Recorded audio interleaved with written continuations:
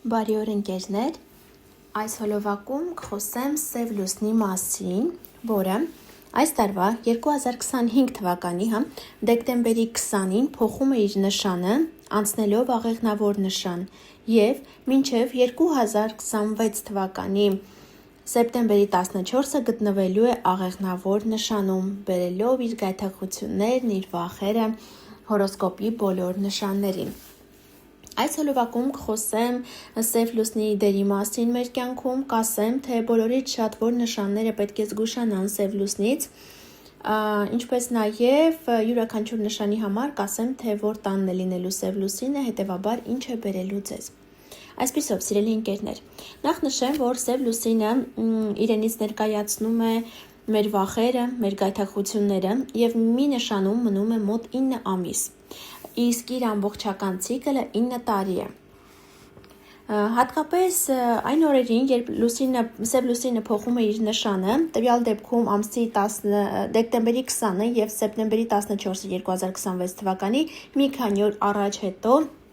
այս օրերը բավականին լարված է լինում։ Հնարավոր է լինեն վեճեր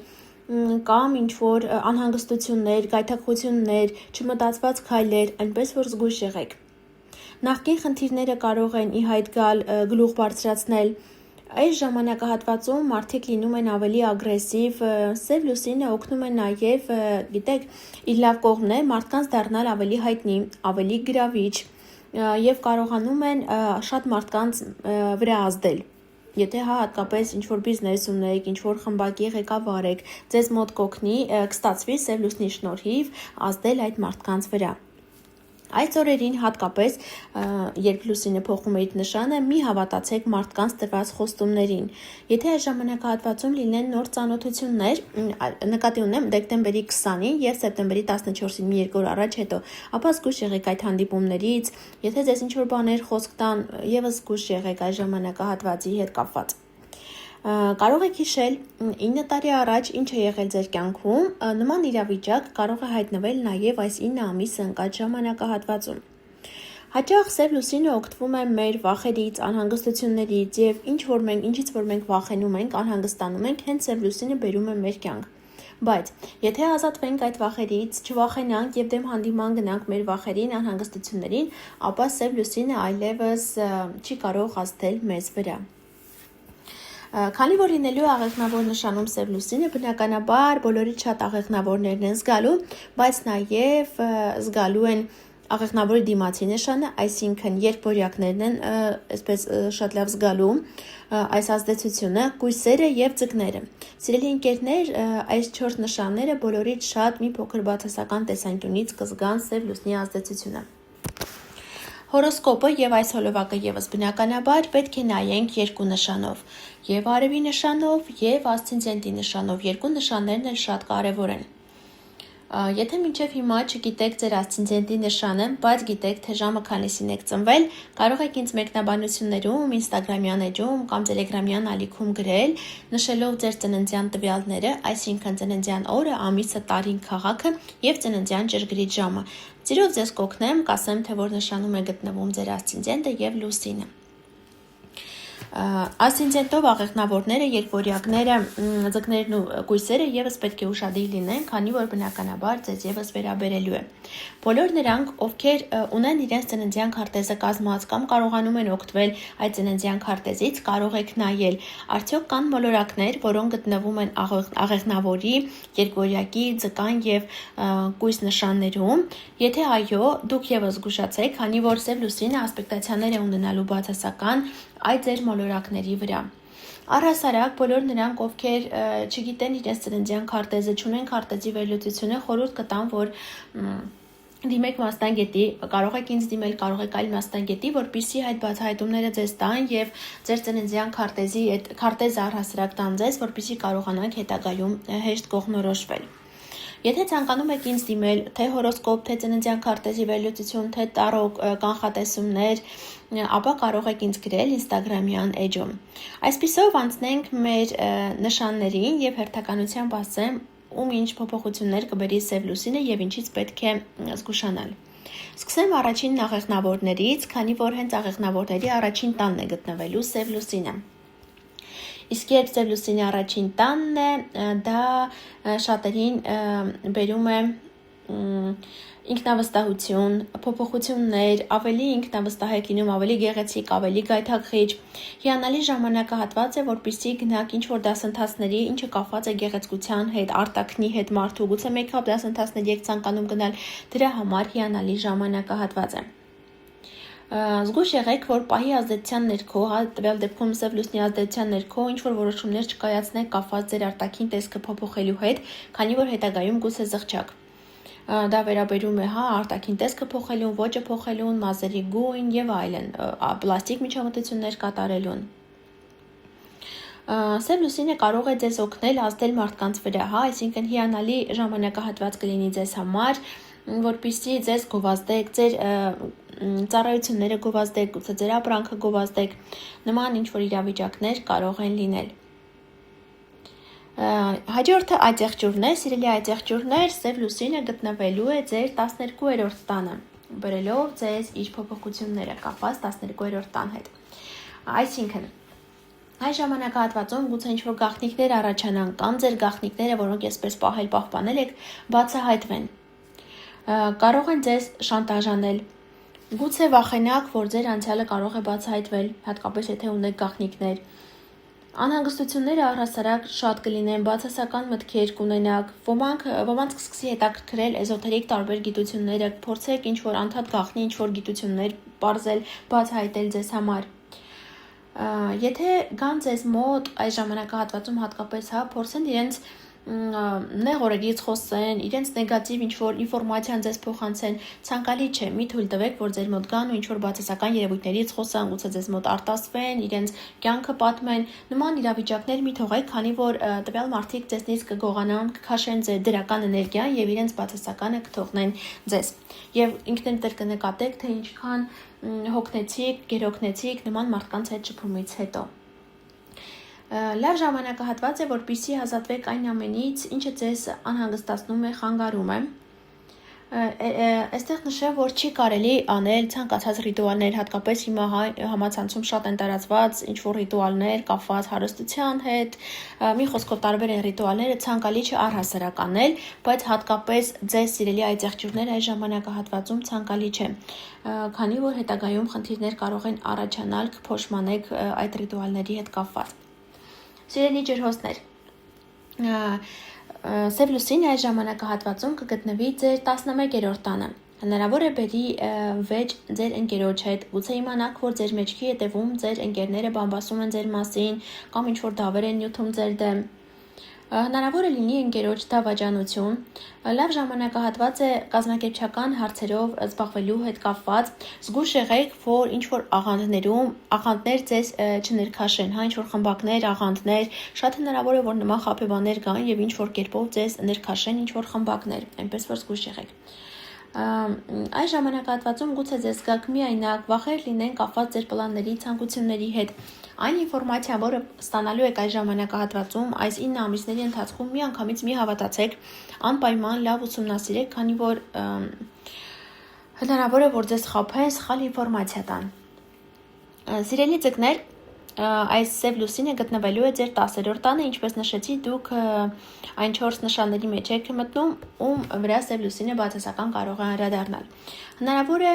ինչ-որ անթույլատրելի քայլերի գնաք ձեր դիրքի բարձրացման համար, ամեն գնով փորձեք ձեզ ցույց տալ, որպեսզի ձեր միջավայրում, ձեր աշխատանքի հետ կապված, ձեզ նկատեն, ձեզ ընտրեն եւ ինչ-որտեղ գուցե ձեր գոլեգաների մեջքի հետևում ինչ-որ գործողություններ կատարեք։ Հնարավոր է վախեր լինեն ձեր կարիերայի հետ կապված, շատերը գուցե որոշեն փոխել իրենց ուղղությունը կարիերայում։ Ոմանք իհարկե հնարավոր է նաև կորցնեն իրենց ստատուսը աշխատանքի հետ կապված, ոմանք գուցե դուրս գան աշխատանքից կամ աշխատանքից ազատվեն։ Իհարկե սա բոլորին չի վերաբերում, ծննդյան քարտեզով եւս պայմանավորված է։ Ղեկավարության հետ կարող են նաև հարաբերությունները լարվել։ Խոյեր։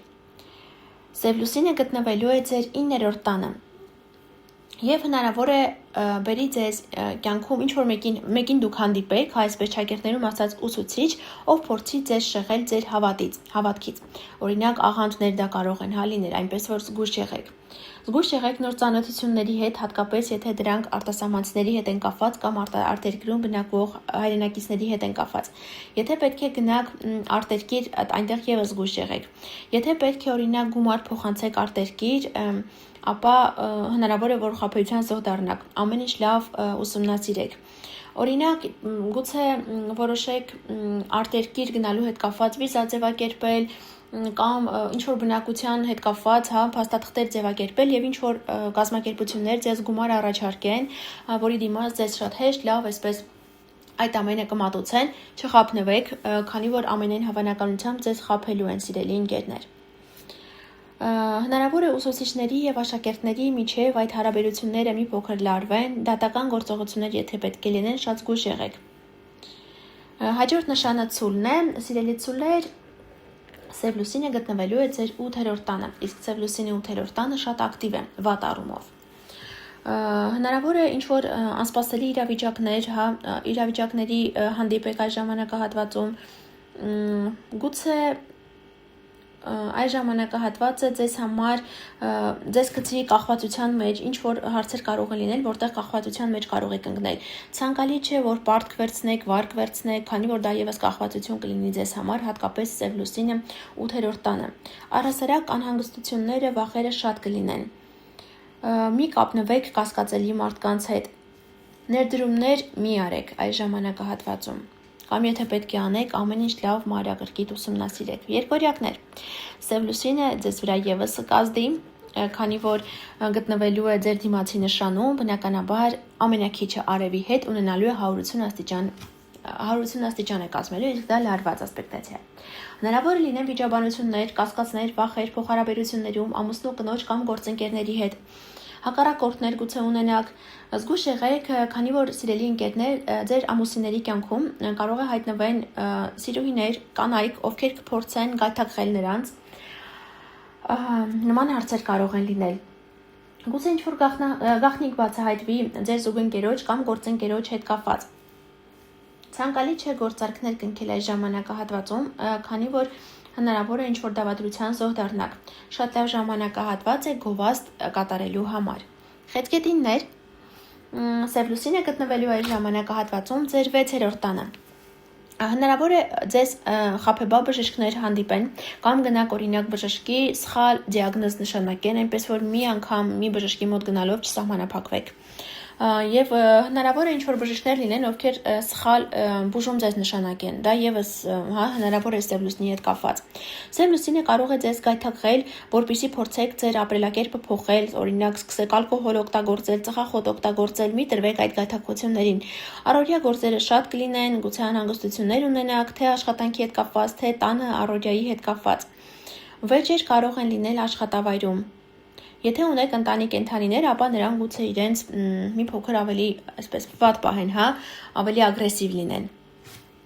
Հաջորդ նշանը առյուծն են, սիրելի առյուծներ, Սև լուսինը գտնվելու է ձեր 5-րդ տանը այս ժամանակահատվածում։ Հնարավոր է